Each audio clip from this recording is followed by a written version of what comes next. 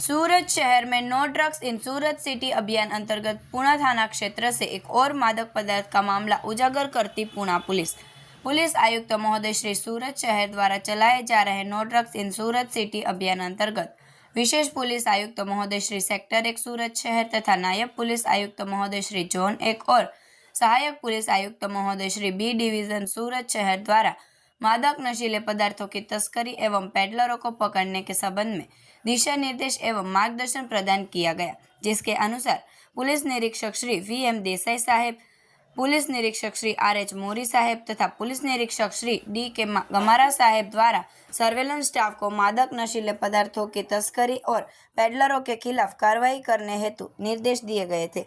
इन्हीं निर्देशों के तहत सर्वेलेंस स्टाफ के पुलिस उप निरीक्षक डी.के. बोराणा साहेब तथा अन्य स्टाफ मादक पदार्थों की हेराफेरी व पेडलरों को पकड़ने के लिए कार्यवाही में लगे थे।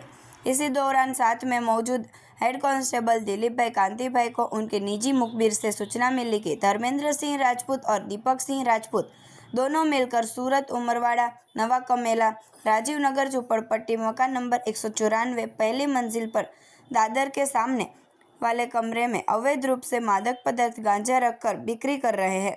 इस सूचना के आधार पर आवश्यक कार्रवाई करते हुए बताई गई कि जगह पर छापा मारा गया और मौके पर निगरानी के दौरान बताए गए आरोपियों से कुल 4.30 किलोग्राम गांजा कीमत ₹40,300, 2 मोबाइल फ़ोन कीमत ₹6,000 सहित कुल ₹46,300 का माल बरामद हुआ। सदर आरोपी एवं वांछित आरोपी के खिलाफ एनडीपीएस एक्ट के तहत अपराध दर्ज कर no drugs in Surat city अभियान अंतर्गत मादक नशीले पदार्थों की बिक्री, तस्करी एवं पेडलरों के खिलाफ लगातार कार्रवाई कर सराहनीय कार्य किया गया है।